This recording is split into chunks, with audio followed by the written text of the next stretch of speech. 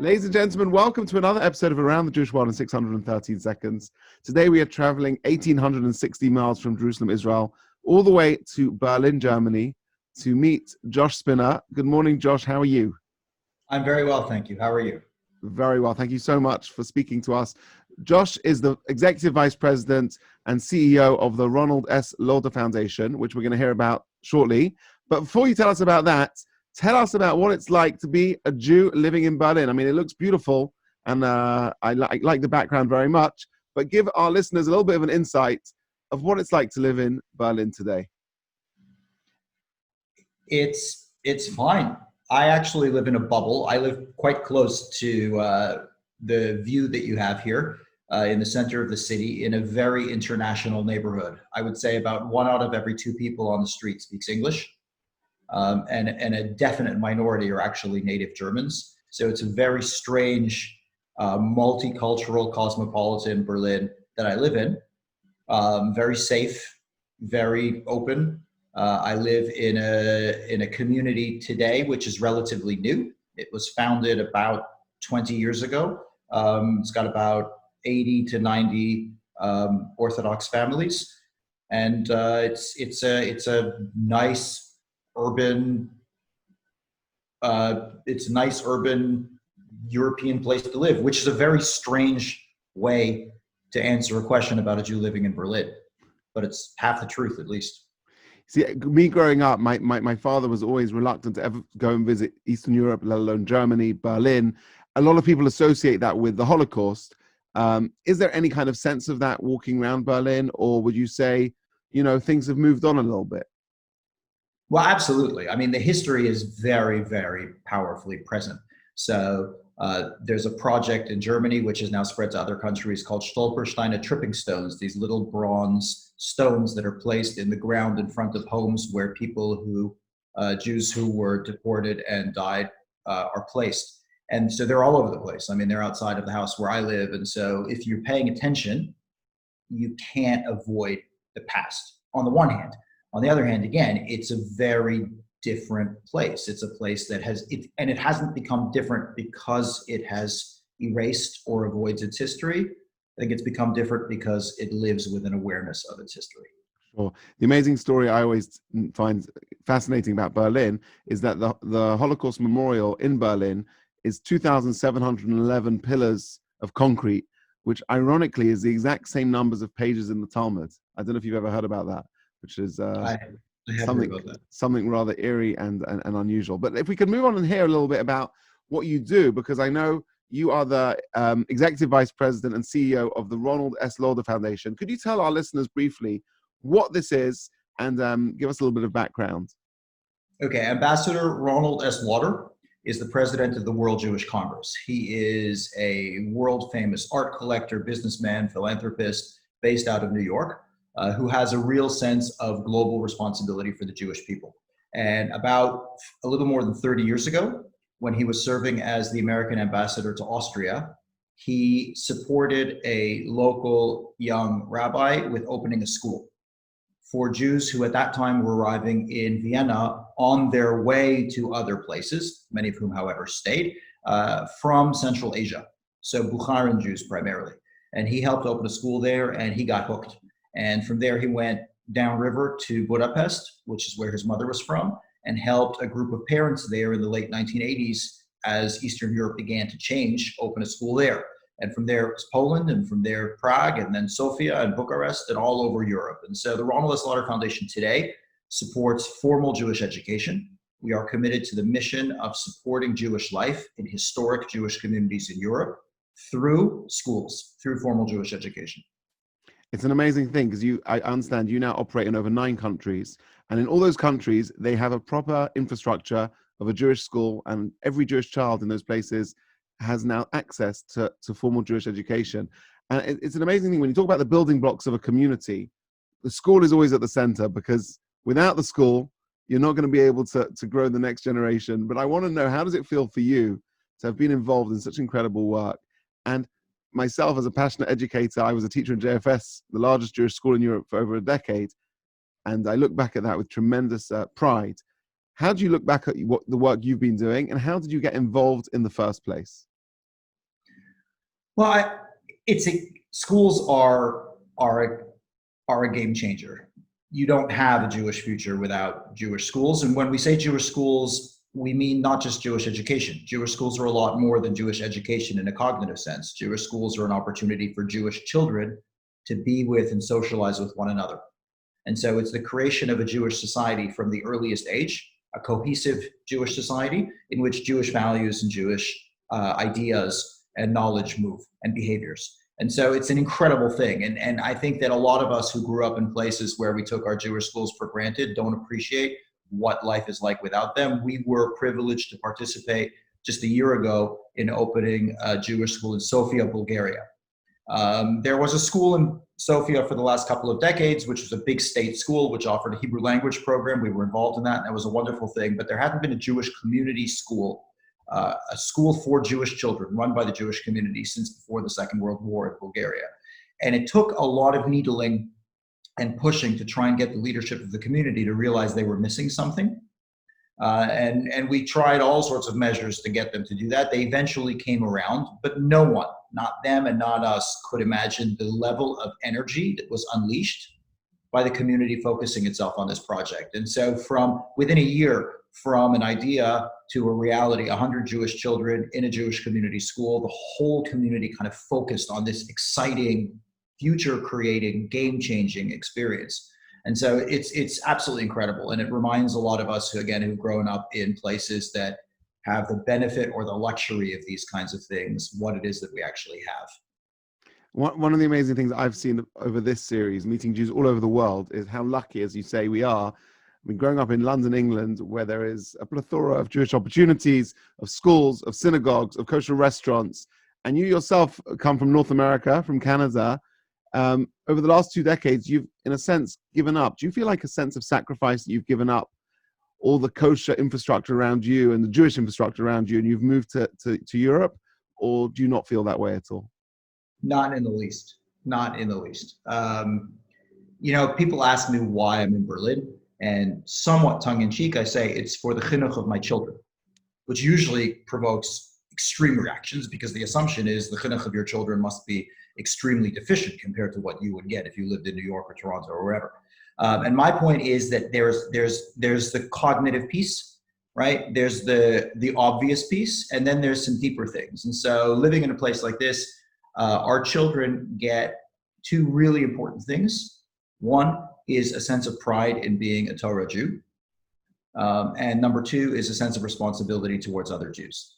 And that's not as easy to provide in a big, observant community with all of the infrastructure that so many of us who grew up in those places are used to.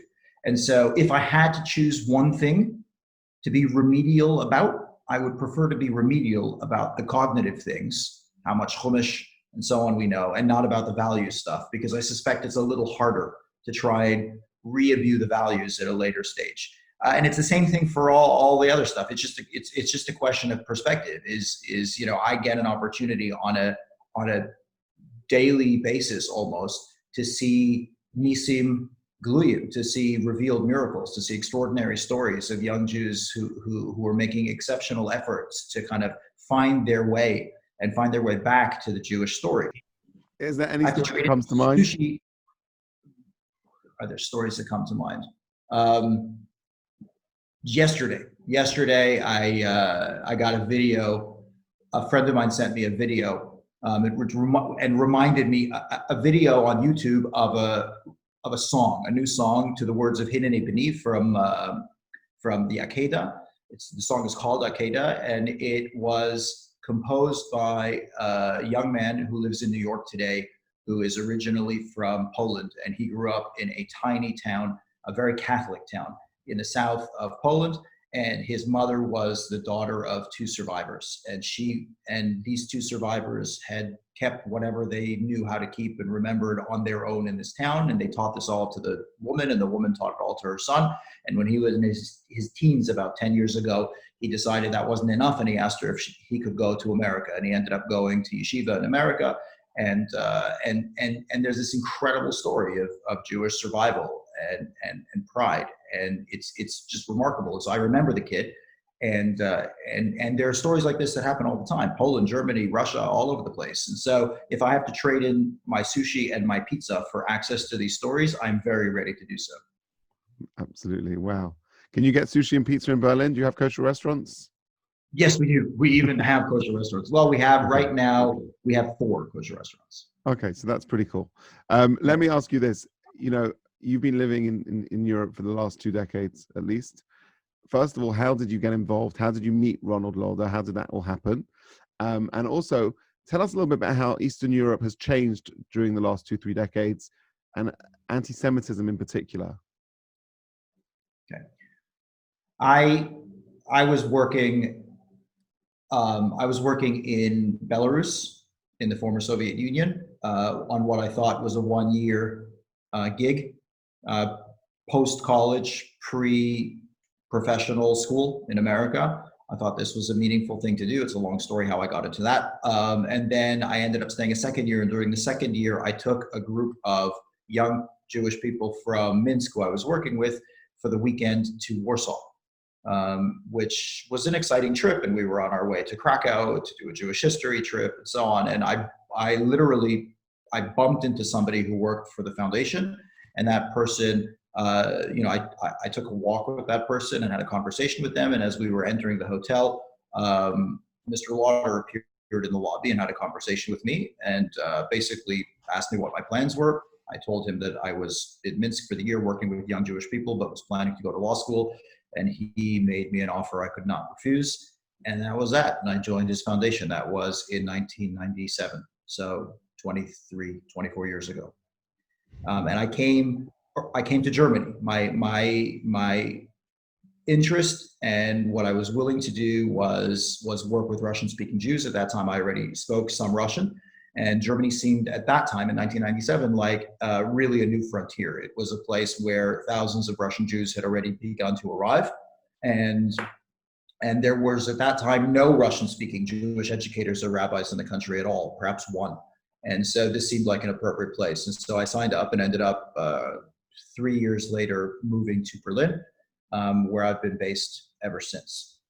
In terms of Eastern Europe, it's changed, of course, dramatically. I mean, it's been decades since the fall of communism, and these countries have changed in many, many ways. And like all things and all people, some of these changes are for the good and some of these changes are not. So infrastructure is completely different. You can travel to a place like Warsaw or Budapest, and it's different historically, but you don't feel like you're traveling into a different zone the way you might have a long time ago. And the Jewish infrastructure is more developed. Sometimes it's local, sometimes it's tourist driven, but it's also different. But there are also some negative changes politically. Politically in the early days, everybody in the eastern part of Europe was yearning to become Western. And so now that they've gotten to know us a little better, they realize that not everything about the West suits them or is ideal. That yearning is not there as much anymore. And so some countries like Hungary and Poland have taken very, very different routes that are not consistent with what we're familiar with in North America or England in terms of political culture. So that sometimes can be challenging, and that feeds into anti-Semitism. It either creates an environment in which anti-Semites can operate more freely because their narratives are usually nationalist, kind of Christian conservative narratives. So even though the governments are exceedingly careful and avoid tippling over into anti-Semitism, the kind of environment they create is one that is very welcoming to and conducive of anti-Semites expressing themselves. And so that's happening in increasing form all over the world, but in that particular kind of historically rooted nationalist way in a lot of Eastern Europe. Sure. And presumably the last few months as well has been hugely challenging for you and for the entire school network with all the COVID-19 stuff. How have you guys responded to that, and how are things going now? So it was an enormous challenge, of course, for everybody. The first challenge was get everybody online. And so we spent a little bit of time trying to make sure that everyone had the tools that they needed and the training they needed to get online. We were very focused on making sure that people remembered that Jewish schools are not, again, just about the transmission of knowledge, but they're about the building and maintaining of community. And that's a really hard thing to do online, but there are ways to do it as long as you're focused on it. The next huge challenge was financial. Government, people out of work, people unable to pay school fees, donations from abroad down. And so with a group of funders with whom we work very closely, we set two very clear goals. Goal number one, no school with which we are associated should reduce its Jewish studies staff or hours because of the financial crisis, number one. Number two is no Jewish child should have to leave a Jewish school because they can no longer afford it due to the crisis. And so we set out through a network, a collaborative network called Educating for Impact, in which we are partners with 5 other foundations. We currently work along with the Lauder schools with about 10 other schools across Europe, really from the West, from Spain, all the way across to Istanbul, and from the South, from Athens, all the way up to Scandinavia. There's about 20 schools involved in the network. And we set out to make sure that that was the case. We've established a fund, a $4 million fund, and we raised enough of the money to be able to solve the problem for this year. And we plan to do the same for next year as well. And so thank God it's been a pretty intensive couple of months, but we've ensured that these schools are going to be able to continue to operate. No Jewish child will leave, and there will be no diminution in the quality of the Jewish education in them. Kol hakavod to you. Unbelievable. Josh Spinner, you're an inspirational Jew. Tell me in a sentence, what does it mean to you to be Jewish? And if you could share a blessing to Jews around the world who are going to be watching this and being inspired by you. For me, I think the first answer I would give is that I'm a member of a covenant with God.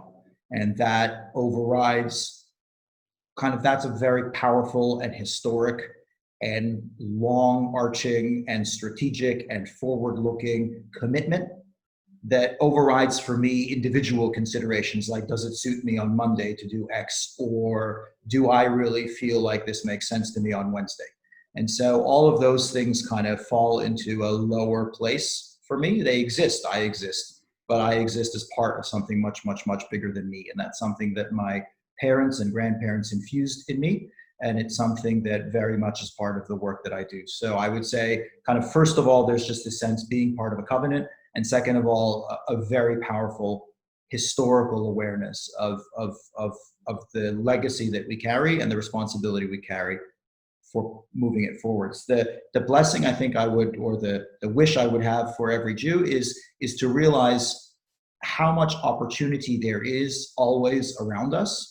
The kind of work that I'm privileged to do in Eastern Europe, you can do in any law office or any elevator or any shop in most urban centers in the Western world, because where most Jews in America, Canada, the UK, and other English-speaking places live, there are other Jews around who have not had the opportunities that we have had. And it's just a question of keeping one's eyes open, finding them, and engaging them. And this is not a job for professionals. It's a job for everybody. And so it's my job. And I live in a place where I'm expected to do that. And the stories kind of shoot out at you. But it would be a mistake to assume that that's what's important about it. What's important about it is just awareness. And so I would hope if every Jew would make themselves aware of the responsibility and opportunity they have to share the power of being Jewish and the responsibility of being Jewish with their fellow Jews who have not had that from birth, that would be absolutely transformative. Josh Spinner, thank you very much. This has been a privilege and an honor, and I can wish you continued success with the amazing stuff that you do. Thank you very, very much. Thank you.